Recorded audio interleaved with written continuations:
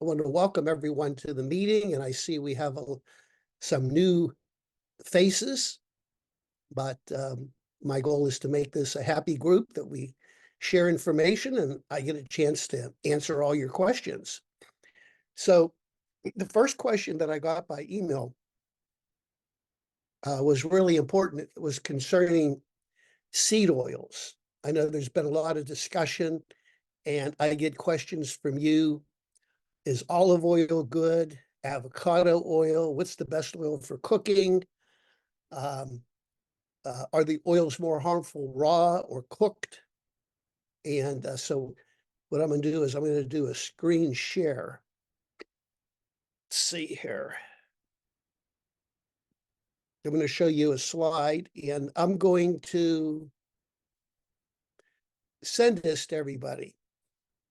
This is from Dr. Chris Kenobi's book called The Ancestral Diet Revolution. And I believe this chart is available probably if you Google search it.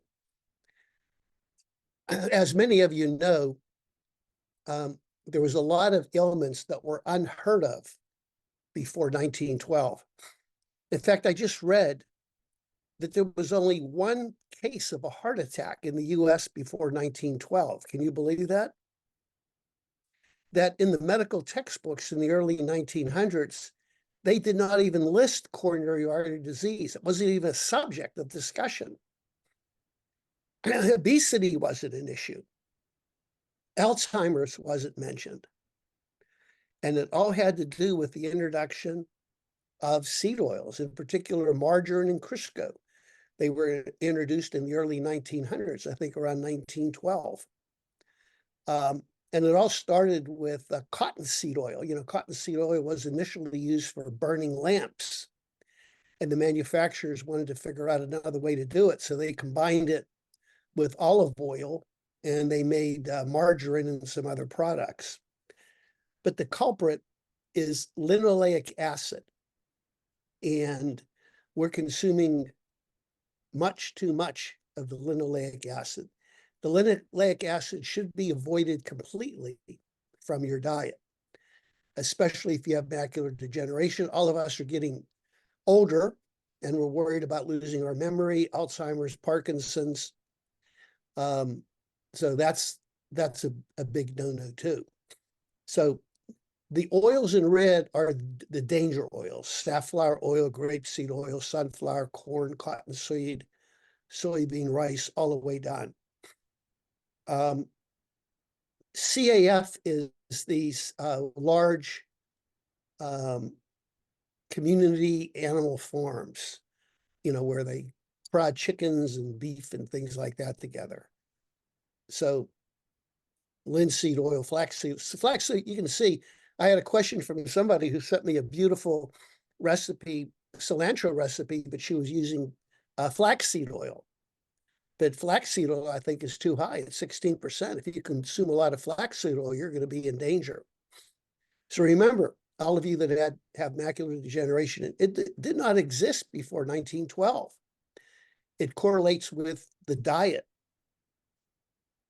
Now let's look at avocado oil.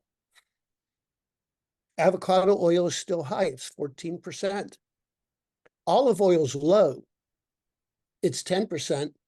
The range is between 3 and 27%. So you may be consuming olive oil that's as high as 27%.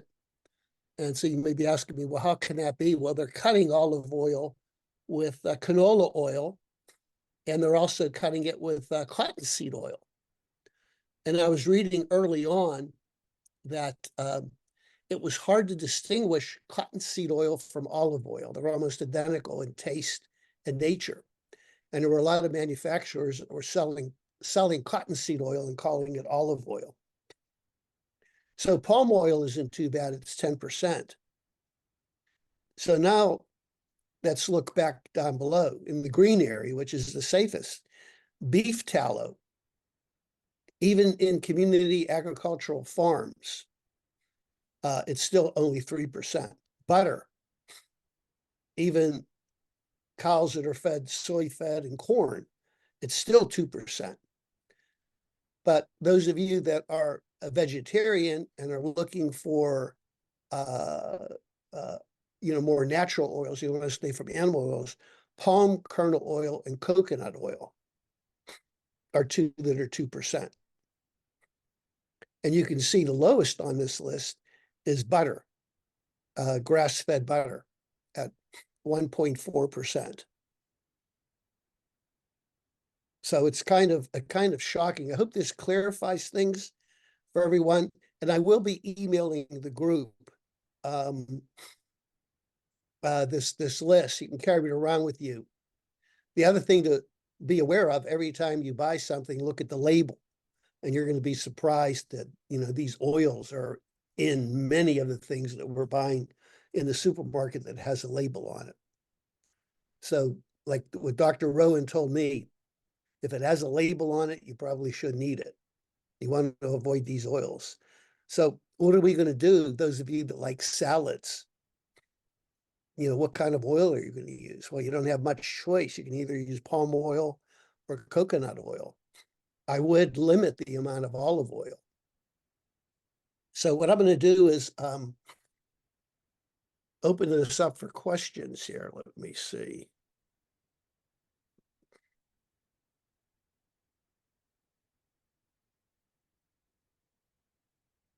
So if anybody has a question, they can raise your hand and I'll unmute you.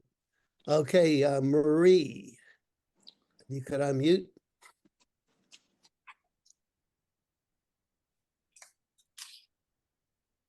I think you're unmuted, Marie. Okay. I have a question. What about flax seeds? I know flaxseed oil has, a high amount of the LA, but we put that in now. I put it in my smoothie in the morning. Flaxseed oil on that list is 16% linoleic acid. That's too high. No, but flax seeds, just the seeds. If I was to use it probably doesn't have that much harm, just the seeds. And what about peanuts? If you would eat the dry roasted peanuts? Well, peanut oil is pretty high too, 32%. But don't forget, when you're eating a plain peanut or a plain flaxseed, you're eating the oils. So that's not good. It's not good, yeah. Oh, what about chia? Chia seed.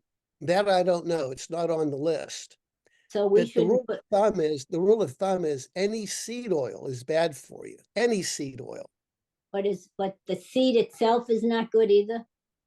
Well, yeah, because the seed has the oil in it. Okay, so we're going to have to do away with that also. Yeah, it's kind of scary, but the data is just so shocking and stunning. Yes. When you read the data, and my goodness, I always believe that food is our best medicine. And this is another story that really is convincing me that we got to be careful what we eat. We're poisoning ourselves. True. I think there was another hand up. Let me see. Alex. Hello, Alex. You have to unmute.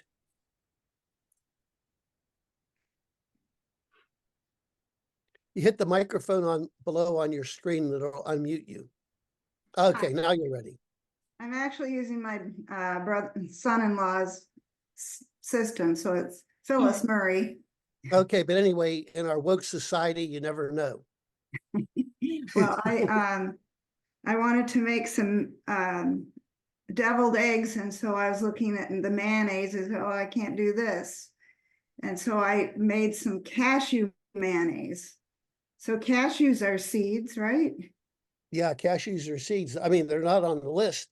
You may have to Google and look under cashews percent linoleic acid. Okay.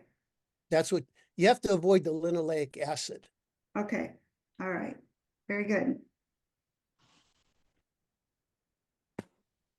Any other questions on the seeds? Sandra, hi. What exactly does it do? The linoleic acid? Well, the linoleic acid is a poison to the body. It accumulates in the blood vessels. It's neurotoxic. And it's linked to obesity, diabetes, macular degeneration. It interferes with the metabolism in the body.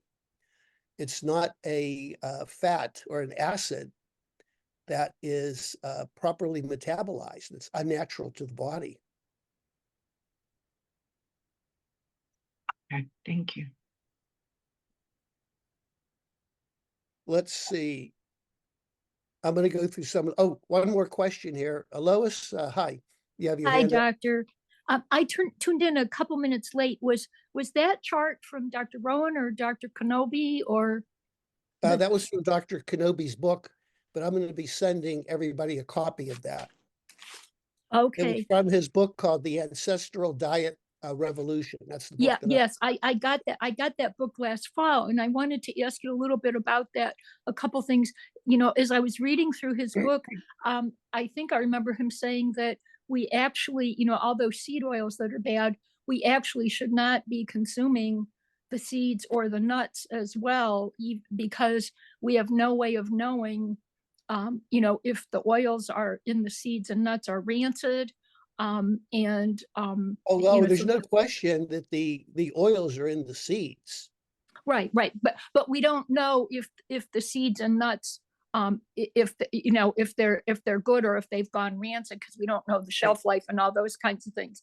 So my other question was, though, in terms of the olive oil, I think he said we can use a little bit of that on occasion, but the hard thing is finding a good source of olive oil. There've been some things published, about how they're so adulterated.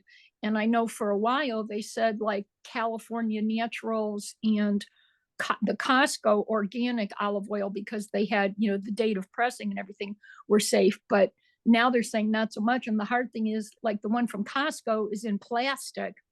And I just got one from California Naturals, which I didn't realize it's a blend of oils from 3 or 4 different countries. So we have no way of knowing, how safe they are. So do you have any particular brands or whatever that you might recommend?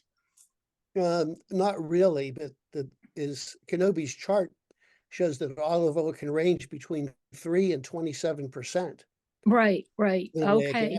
27% is very high, but I know Right. a lot of people are cutting the olive oil with canola.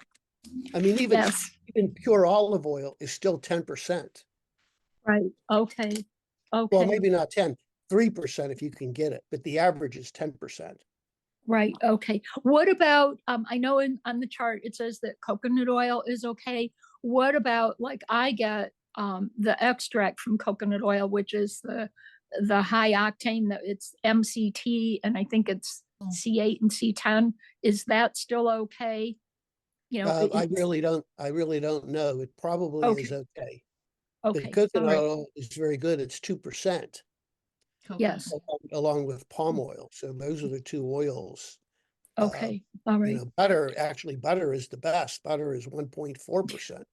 Yeah. I have my fridge is well stocked with Kerrygold butter. I always have like 5 or 6 packages in there. So are you Okay. enjoying reading the book? I am, but that's when we get to things later. I'm having more and more trouble with reading and everything. And so I wanted to ask some questions about, I've gotten a couple of magnifiers, but they have LED lights. But if I don't have the bright light, I can't read it because of the geographic atrophy. So it's kind of a catch-22. I'm just not clear where to go with all that. But you can always get a reader. They do have book readers, a translator and a reader. Okay. All right. So that may be an option. But I would not read the book before you go to bed at night, because you're probably not going to sleep well. I know. Well, and actually I've already, he also recommends a couple things, which I've actually started including in my diet. He said, if we're not eating like organ meats and fish, there's some things that he recommends. So I did get like one of the beef organ supplements, organic beef organ supplements that he recommended. And I've started eating, I think he says even beef liver that's, the CAFO beef liver is still okay.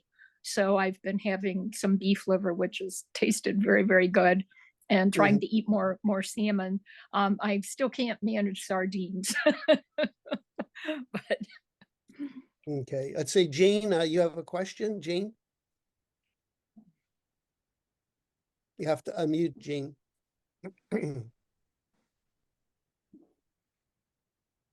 Okay, I was concerned about flaxseed oil. I see that it's at the bottom of the worst.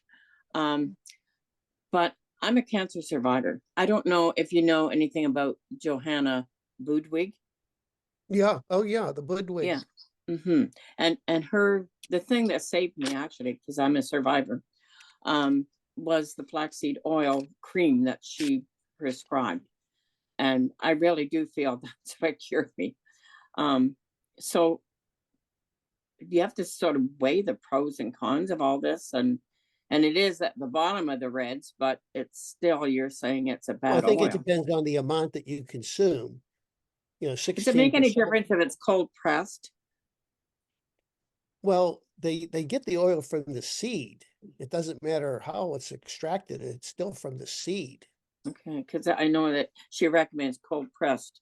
I'd have to do some research on that, but you know, I used to think that flax oil was great for you, but it's not. Yeah, it's a So many- shocker so to me many- to see so many that of here. the things. Yeah. And if Budwig was alive, maybe she may have even changed her formula. Mm-hmm.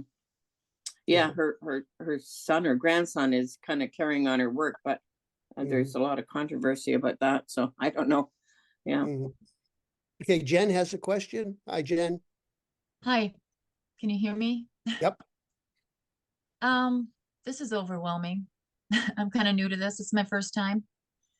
Can you link some of these books and some of these people that you trust? Oh, I don't yeah. know where to, First of I don't all, know where to start. I thought it was uh, good that I gave up white flour and candy and soda Yeah. and stuff, but now we're talking about giving up good food that we were told is good. So yeah, the world is crazy. What you were told is good for you is bad, and what you were yes, told bad is good. and I thought I And ate healthy, but now I'm but it, finding, you know, but, it, that but if you I look at the was statistics, if you look at the statistics, and Dr. Kenobi goes over them in his book, it's hard to believe there was yeah. only like one case of a heart attack before 1912 in the medical literature. It was presented at a meeting, and people thought it was an outlier and it was unusual. Can you believe that?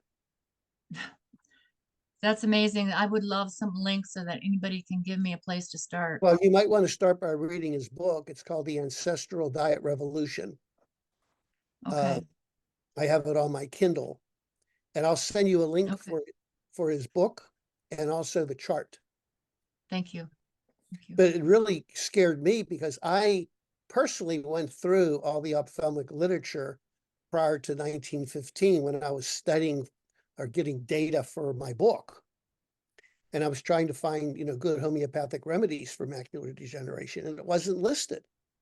And it's not that eye doctors missed it. The ophthalmoscope was invented in 1850.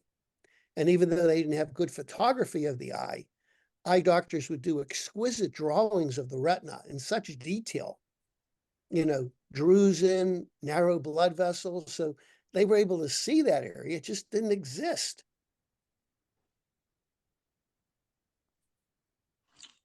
So I'll send links to everybody. Camilla, hi. Yeah, for the lady that was asking about mayonnaise, I have a homemade recipe.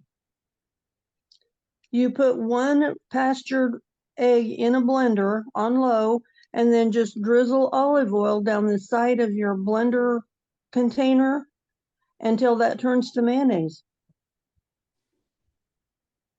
That would probably be the best way of making mayonnaise.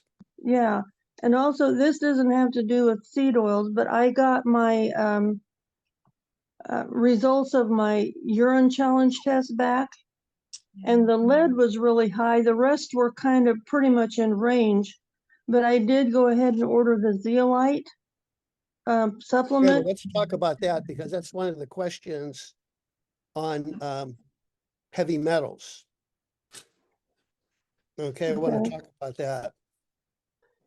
Okay, do I also need to have the suppositories, do the suppositories also with that? Well, let me talk. Let me Okay, generally okay. talk about elevated metals, and then your question will probably Okay. be answered. okay, Number one, elevated metals is a serious problem. It is contributing, I think, a lot to our degeneration of our body and our eyes. If you only have one metal that's elevated, you're lucky. If you have two metals that are elevated or even moderate, combining them goes up exponentially. There was an expert on toxins in the body, and you think, well, my lead and mercury are just barely in, the yellow area. I don't have to worry. No, it's an exponential type thing. So both of them combined put you into the red. Probably the best way to eliminate the heavy metals is to prevent them from coming into your body. So you have to look at your environment and see if you're actively exposed to a source of heavy metals, like lead paint or toxins in the atmosphere, your water supply, things like that. You can't send a sample of your water to Douglas Labs and they'll do a water analysis. You can talk to Chris about that. They'll send you a kit, you put the water in, and they'll study it for you. They'll do it very, very accurately, and it's fairly inexpensive. The best way to remove heavy metals, toxic heavy metals, is EDTA or DMSA. DMSA is more selective for mercury. EDTA is more selective for lead. Zeolite, chlorella, all these things, they're good supplements, but they're not going to really attack the lead. You can be taking zeolite for the rest of your life, and your lead's not going to budge. You need to take a strong chelating agent. The best way to get detoxified is to find an alternative doctor and talk to them about getting IV therapy. IV therapy is the most effective. And I would recommend that if you're really losing your vision, you're going blind, and your lead's off the chart, it's an emergency. You want to do everything you can to get rid of the lead. But if you have functioning vision, it's not too bad, and the lead is just moderately elevated, then you could probably do the oral and the rectal. I like the combination of the oral and the rectal. That's currently what I'm on. I take the oral product every day, and I do a rectal suppository a couple times a week. Okay, so what is the oral one that you take? That would be, It's called, I think, enhanced. I think I shared the bottle with the group. You can ask Chris. was It's it a enhanced combination of garlic? Yeah, a combination of garlic and EDTA. so that one is both. Yeah, it's a more natural product. That's why I like that. Okay, so I need to get the suppositories ordered from Chris? Yeah, I think they have to be ordered through a medical office, the suppositories. Okay, so I need to contact her. And then I was gonna ask too, why, is there a reason why you don't use homeopathic remedies to detox, that kind of thing? I have found that homeopathic remedies are not that effective in detoxifying the body. There's a lot of doctors, chiropractors, naturopaths that have their special detox formulas. They work, but they really don't attack it. Most of the doctors are really serious about doing, detoxification and getting rid of heavy metals, use the EDTA and they use the DMSA. Okay, so is the DMSA in this garlic? Oh, the DMSA is more specific for mercury. Okay. The mercury was, it was just barely on mine, so the mercury didn't seem to be, it was, the ones that were high lead was way high, but the barium was another one that was just right on the line. Well, I think you'd have to work on the lead. Yeah. So the enhanced garlic with the EDTA would be my best bet, and then get the suppositories. Yeah, that's currently my program. Okay, all right. And then also don't be disappointed. When you get your test repeated, there may be little change, if any. it's a very slow process. I mean, when you start detoxifying lead, it's a 10-year program. It's not like a couple of weeks and you're done. Yeah. Okay. And the other thing is you have to avoid, putting more of the lead and mercury into your body. You got to look at your environment, your water that you're consuming, etc. Okay, could you put that link where to send the water?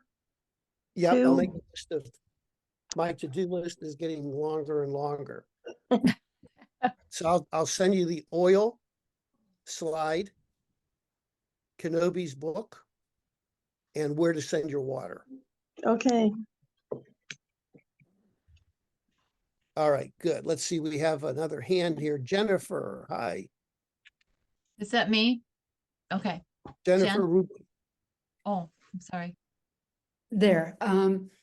So I also just received my heavy metals test results and am high in lead, mercury, and slightly elevated with nickel and uranium.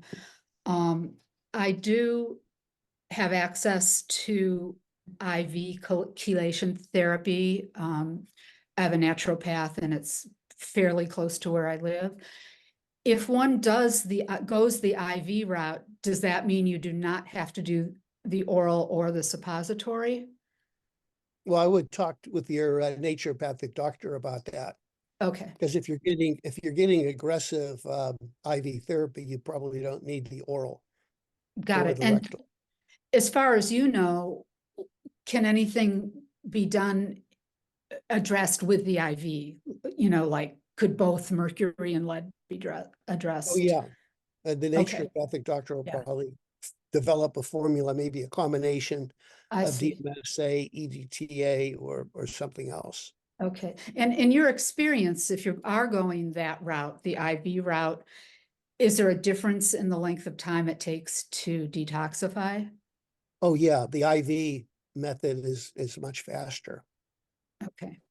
But the other thing is you have to be careful. You never want to detoxify your body too quickly. Right. Otherwise, Yeah, you I'm could pretty have, sensitive, so I know that would not yeah, be so make sure wise. you talk to the naturopathic doctor about that. They may want to, only give you like a half a dose. Right, right. And my other question is there any source of either pitcher water filter or something that goes on your faucet? Because I don't have my own home at this point, so I can't do a whole house water filter. I mean, and I've been buying Mountain Valley water in glass bottles, and I just don't want to do that anymore. Well, you know what? I used to advocate, the reverse osmosis. Of course, that's a complicated plumbing operation. Now the distiller, a water distiller, is wonderful. Oh, so Right now, I'm staying at my son's place in Santa Cruz. uh-huh. I just distilled 2 gallons of water, and at the bottom of the container was a white sludge. Ooh, okay. And I don't know what the hell that is, but I'm glad I'm drinking distilled water. Okay. And as a temporary measure, what about drinking purchased distilled water? That I don't know. I think I Okay, felt but safe anyway, you doing it. recommend getting a water distiller. Yeah, and what I'll do, I'll send you a link to the one I use. Great, thank you. My list is getting longer and It longer. is, you're gonna have Yeah. a long day. In fact, we have 2 of these water distillers. One we bought for my son here, and then we have one in Pittsburgh when I stay with my other son. Oh, good. Good. Okay, Ben, how are you? I'm doing well. Can you hear me? Yep, hear you fine. Yeah, I just got a question for you. I just got my 1 year heavy metal results from Chris actually yesterday. I'm just looking at my lead is still high. I started high with lead, mercury, and thallium. But my lead, it looks like at the current rate I'm going down, my 1 year test, I've gone down from when I started like 1.4, and I need to get down to 1.1. I'm currently at 3.9. Looks like I'm going to take like another 2 years. Is that, I mean, am I at the point where it might make sense to incorporate naturopathic doctor and do IV and try to speed that up a little bit. Well, even with IVs, it still may take a couple of years. Okay. It's Yeah, a 'cause slow process. Yeah, I've been pretty faithful about doing the suppositories. And then the last 6 months, I started the oral, and that seemed to increase the rate from the first 6 month check. So it seems like it's sped up a little bit, but I'm like, I guess if, where I'm at, I'm not in the red. I'm right kind of in the middle of the yellow on the on the on the results chart they give you. So I guess I'll just keep doing what I'm doing. Mm. But just remember, it has other benefits too. The chelation does improve the circulation of the body. Yeah. It's removing some of the arteriosclerotic changes. Yeah, I've read a lot of books on that, and there's, as you say, there definitely are other benefits that have been found to result. Mhm. So, Mhm. all right, thank you. But keep us posted. Okay, Right. the other Jennifer Me? Cherry. Oh. Yeah. We got too many Jennifers. Yeah. Jennifer Cherry, are you there? I Yeah, don't see you. Yeah, I'm having trouble with the computer, sorry. Yeah, so just to let I don't know if you're familiar with a filter called Multi-Pure Aqua Perform, because I was not going to do distilled water because of the lack of minerals, because then I have to take more supplements to replace the minerals. So Multi-Pure Aqua Perform takes out like 85 different toxins out of including like bacterias and viruses and parasites, stuff like that. So I just wanted to share that. But I Well, also I don't believe in the filters, to be honest with you. A lot of it's marketing hype. And I would rather take out everything because our water supplies are severely contaminated. And what I recommend in terms of mineral supplements, just get a tiny pinch of Himalayan sea salt. Make sure you find some pure salt. Himalayan sea salt comes from an ancient inland sea, so it's not contaminated like our oceans are.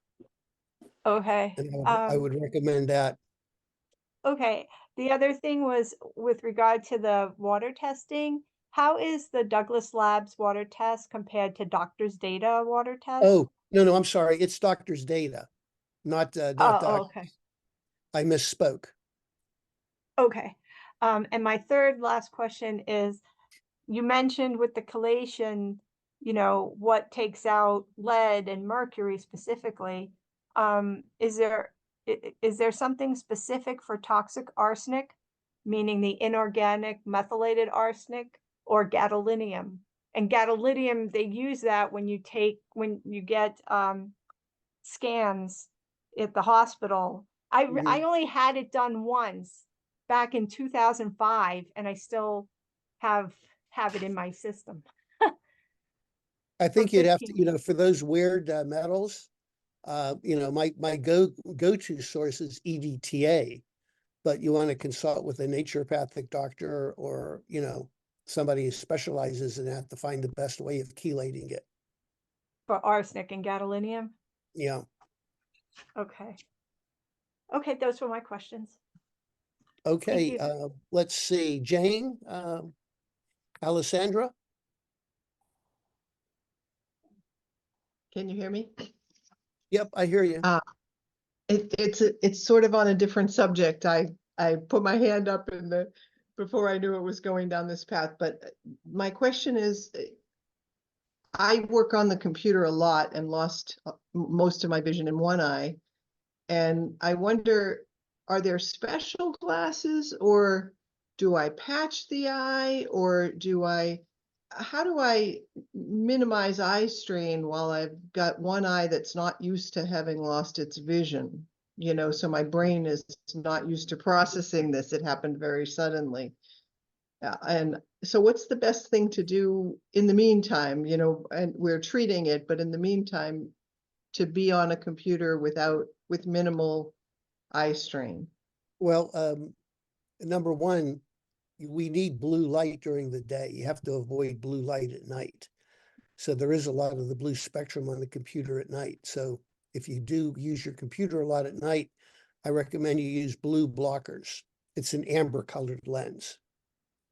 And also, in order to reduce eye strain, you should have a specific pair of glasses, computer glasses, that measures. You have reading glasses, which is up close. You have distance glasses. Computer glasses is just a little different measurement. So good. I do. You have I computer. do. Yeah. Yeah. Then But in do you, terms I of mean, if you do have symptoms of double vision, then you may want to patch the eye. If it's causing double vision, patch the eye, or the other option, instead of patching it, get some frosted Scotch tape and just put it inside the one lens and see if that helps to get rid of the double vision.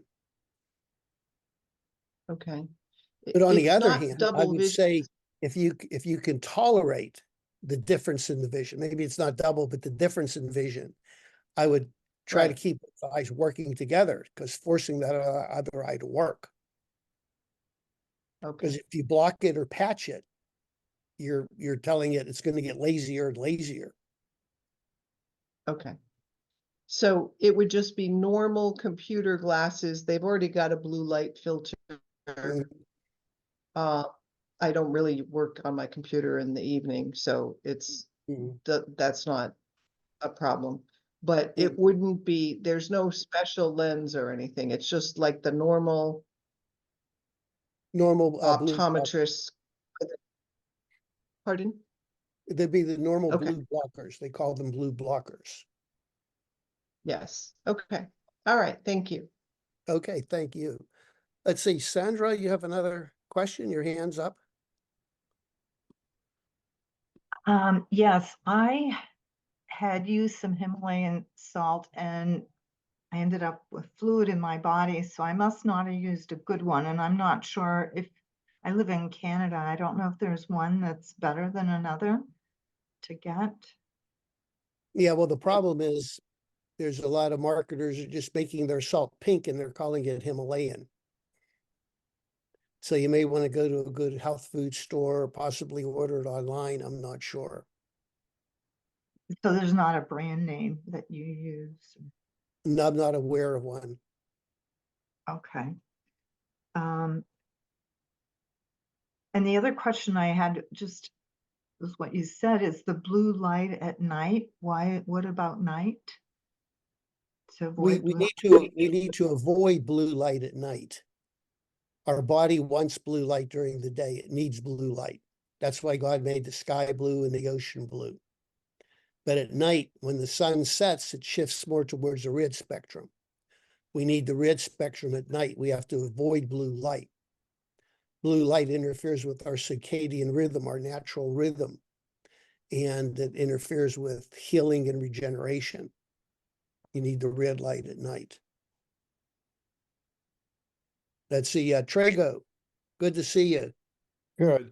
I got a couple of questions. I was informed that if you had exposure to TB, that you probably shouldn't take an EDTA. You think that's correct?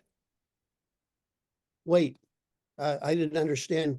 If you're exposed to TB, I was exposed to TB when I was young. I'm not aware of that.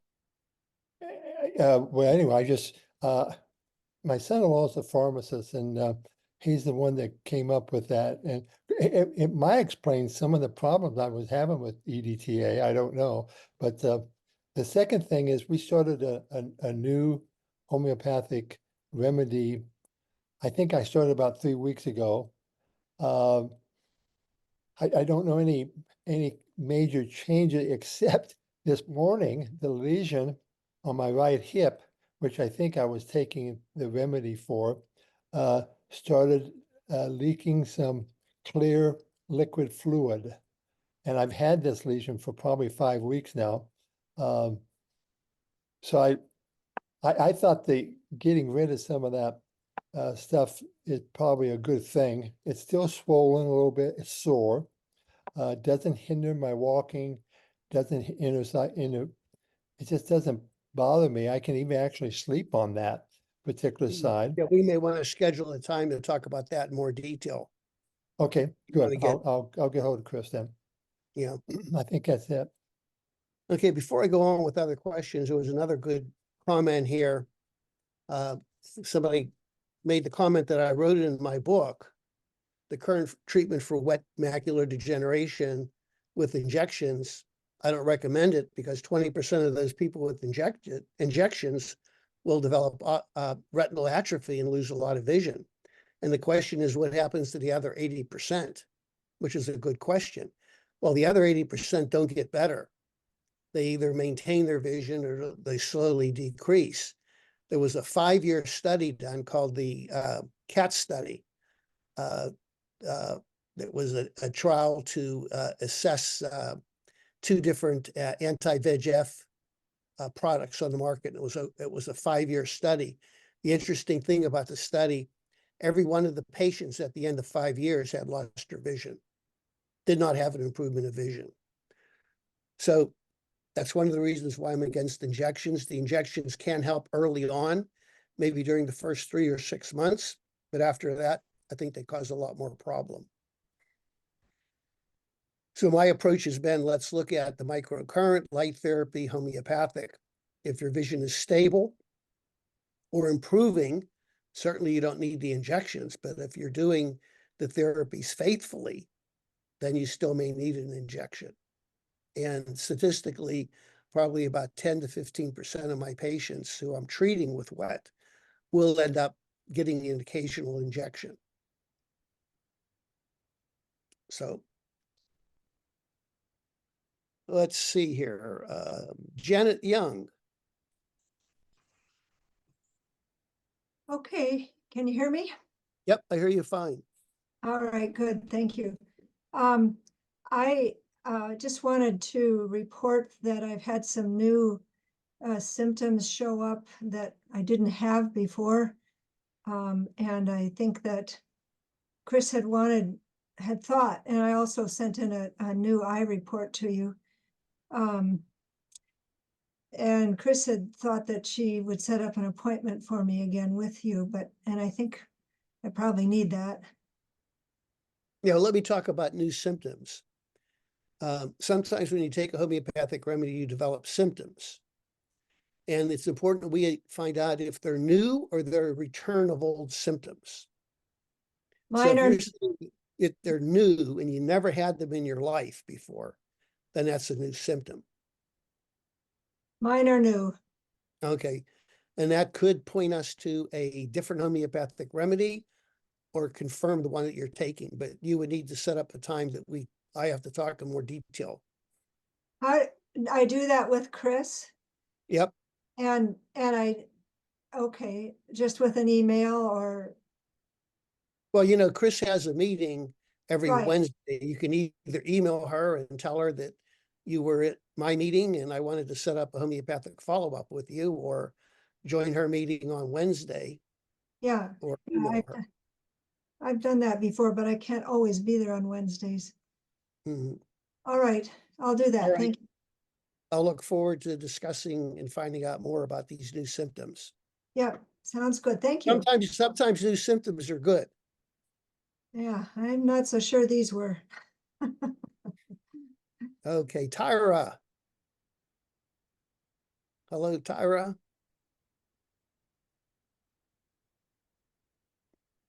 Tyra, you need to unmute.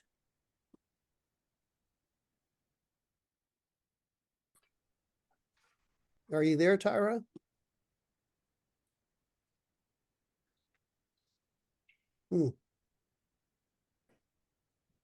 I lost her. Are you there, Tyra? Let me go on to another question here. And this was a good one here. Somebody sent in.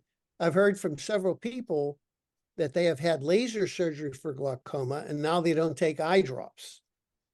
I opt not to have the laser surgery and I'm taking a new drop to lower my eye pressure. It's definitely helped. But I monitor the pressure weekly and have side effects from the drops. Is it better to have laser surgery and hopefully not to take any eye drops? Well, in some situations, laser surgery is a better option. But unfortunately, laser surgery is not a it doesn't cure the condition. In other words, most people that do get a laser procedure will need to have it repeated in 6 months or a year. So it's not like you have the laser. So you will probably need to have the laser repeated. There is a condition called narrow angle glaucoma. And the narrow angle glaucoma, the laser therapy actually cures the narrow angle. It eliminates it. So that's one condition that, you know, even though I'm against surgery, I'm the first one to raise my hand and say, oh, if you have narrow angle and your pressures are up, you need to have the laser surgery. So the better option probably is to take the eye drop if you don't have any side effects. Then the second option would be to have the laser surgery.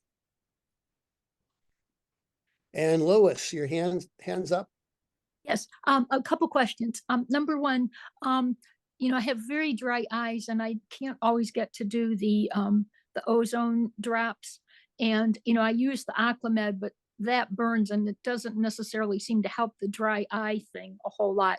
Is there any other drop that we can use? I know there's like Similacon or however you pronounce it, but they're a homeopathic drop, and I'm not currently on a homeopathic, but I know when we are on homeopathic, you don't want us to use those. So is there anything else that I can do to help with the dry eye? Well, the Similacon eye drop, now you're giving me a hard time pronouncing it. They're being taken off the market. The FDA has canceled all the homeopathic eye drop manufacturers. Oh, okay. I didn't know that. Okay, because when I was at Walmart a couple of weeks ago, they still have them, but I didn't know that. So is there anything else is there anything else that can help with that? Because you know it's pretty dry, and I think that's part of the reason why I have such blurry vision. Well, two things you can do is make sure you keep yourself properly hydrated. Okay. Eliminate all the seed oils. I haven't had seed oils in a couple of years. Okay. Okay. And also the microcurrent should be beneficial. Okay. All right. A couple other quick questions. In the Ocufolin and your total function spray, I know that there's, several kinds of B vitamins in there. Are the B vitamin dosages in there sufficient to, some people have that MTHFR with the SNPs, which affects your gut absorption, which also affects your detoxing capability and your glutathione production. So are the B vitamins in your recommended supplements enough, to... They should be enough. Okay. Then, and one more question in regards to, using devices, they do sell some screens like that you can put on your iPhone and your iPad and your computer. Would those help at all so that on occasion you can use those devices in the evening, or are they not such a good idea? Oh, no, they are very effective. In fact, the iPhones now have an app that shifts the screen from blue to red in the, Okay. And you can buy a computer screen that will do the same thing. Okay. All right. And then one other question. I've had quite a flare of my arthritis and I use a topical arnica homeopathic. When I go back on your homeopathic, is it okay to use that topical or should I discontinue it? No, I would probably avoid the topical and use the microcurrent inflammation. I don't like to mix and match homeopathic remedies. Okay, all right. Because and your constitutional remedy should help the pain in your leg too. Okay, good. And then my next question is, we have a consult on Monday morning. I am seriously considering, because of my other big health issues, I'm seriously considering getting a second microcurrent machine, which would have different protocols for my other health issues. If I do get a second machine, can you run, if you're running the detox microcurrent, on your abdomen, could you also put the arthritis protocol with your second machine, on your knee, or can you not operate them at the same time? microcurrent therapists have studied that, and apparently you can do two programs simultaneously, as Okay, long as good. you're not in the same area. So you could Okay. be treating your knee and you could be doing the eye program. Okay, okay, good, good to know. Thank you. Okay, Elaine, hi.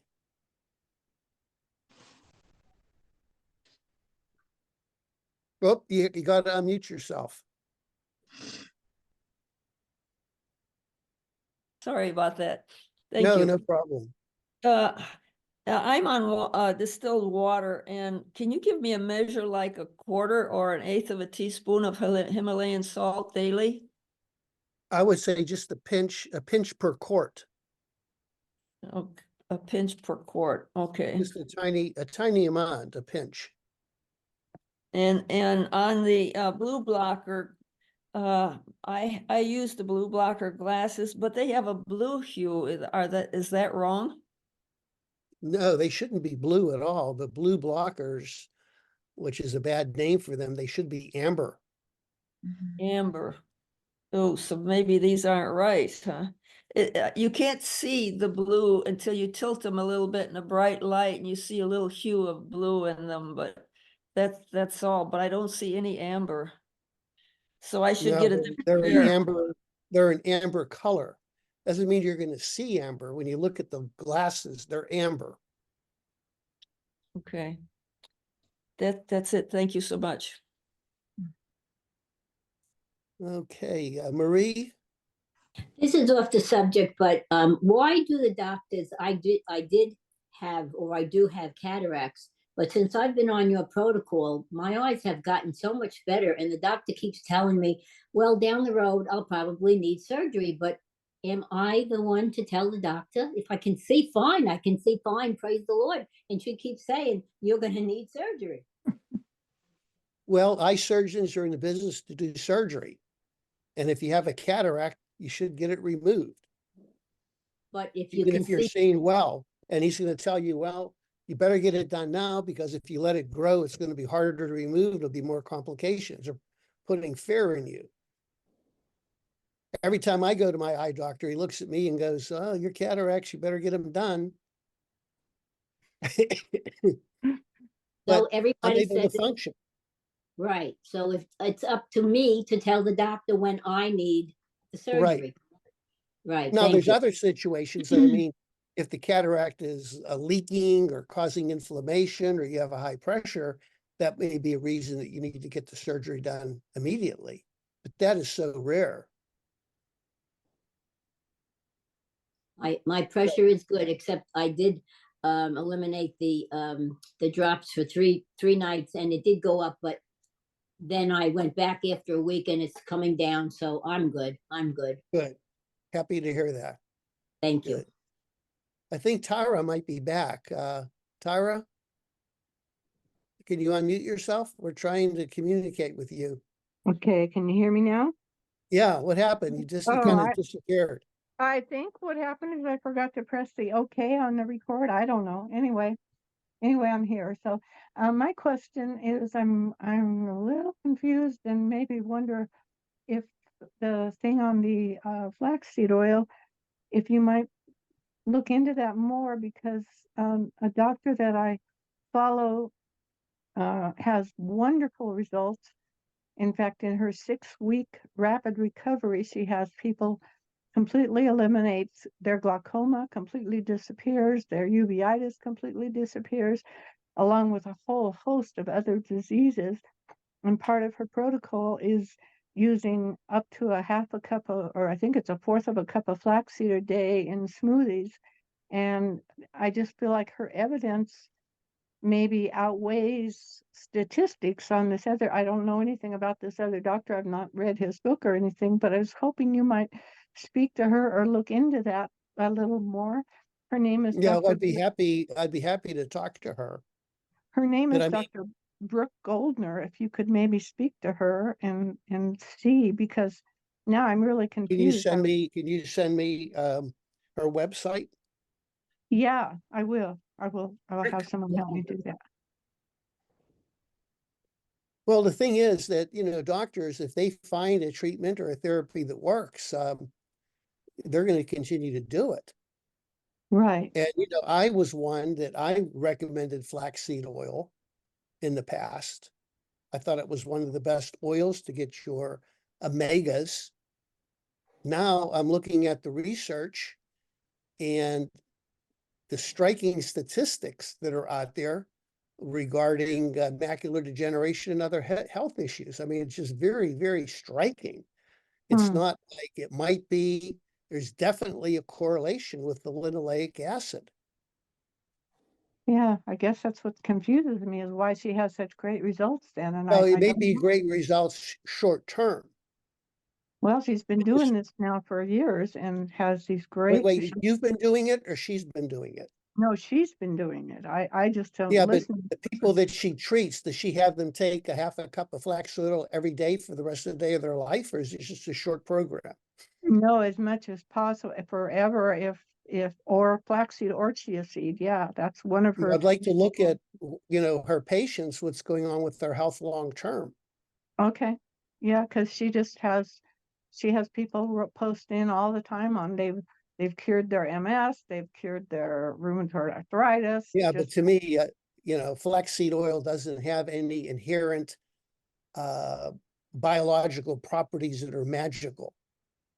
no, other than she's saying gets the balance of the omega-3 and the omega-6. I don't know. I'm just reporting what she has said, and I'm just a little confused now because again, her Well, results. if I were you, I would get a hold of Dr. Kenobi's book, The Ancestral Diet Revolution. I'll send you a link to it. It has a lot of Okay. good material.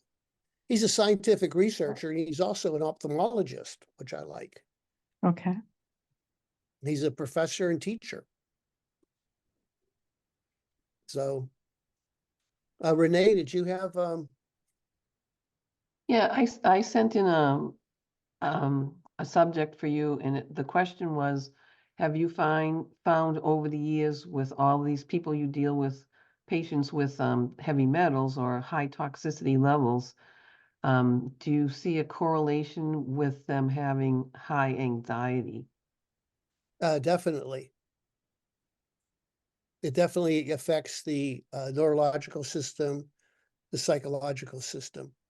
And other than running the parasympathetic stimulating stress on the microcurrent, is there anything else that you recommend? Well, removing the heavy metals, also, the right homeopathic remedy. The homeopathic remedy will have that to focus on the, anxiety issues. Because as you know, I'm a firm believer, if you don't balance that autonomic nervous system, if you don't reduce the stress and anxiety, your body's not going to heal. So I'm not sure when I had my initial consult with you, I'm not sure if anxiety came up as an issue. So I don't know if my current remedy is addressing that or not. We probably have to schedule a time to review things. Okay.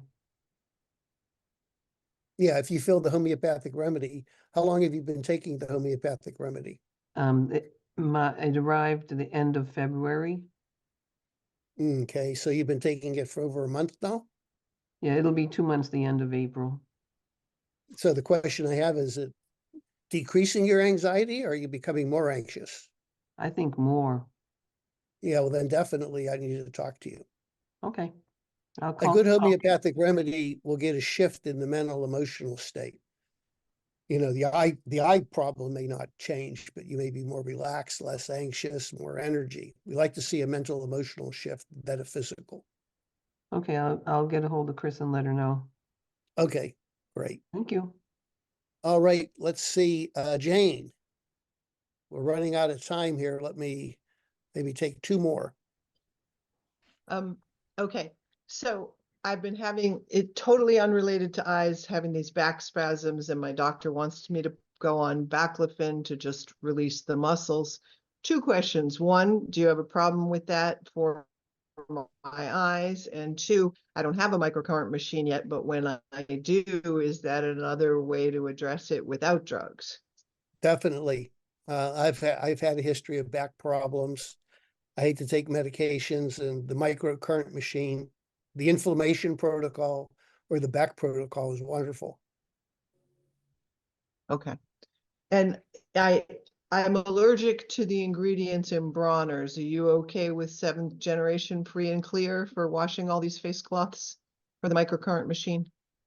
Yeah, Semi, what you have are any- the ingredients? I don't know off the top of my head, but I can email it to you guys. Yeah, I don't- you know, they're good, healthy, organic.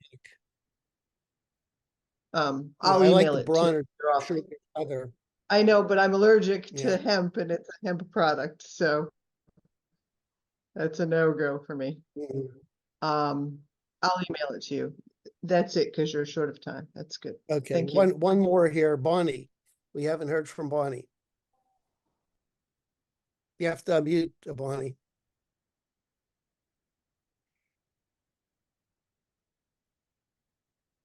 Oh, no, you're still muted, Bonnie.